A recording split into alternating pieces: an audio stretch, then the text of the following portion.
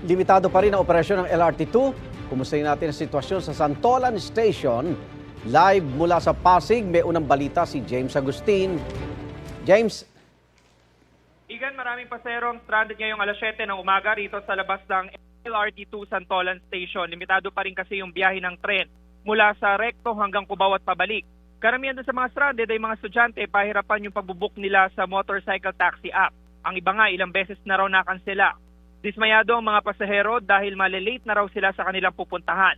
Sa ngayon, sa abiso ng LRTA ay patuloy ang pagsasaayos sa nasirang bahagi ng riles dito sa Santolan Station. Kagabi nagkaproblema ang isang tren kung saan nawala sa riles ang unahang gulong nito, dahilan para tumama ang kaliwang harapang bahagi ng tren sa kanto ng platform. At ngayon naman, Igan, may nakita tayo dito na libreng sakay mula sa LRTA. Yun nga, limitado lamang yun, ilang pasahero lamang yun na isakay patungo dun sa area ng Cubao.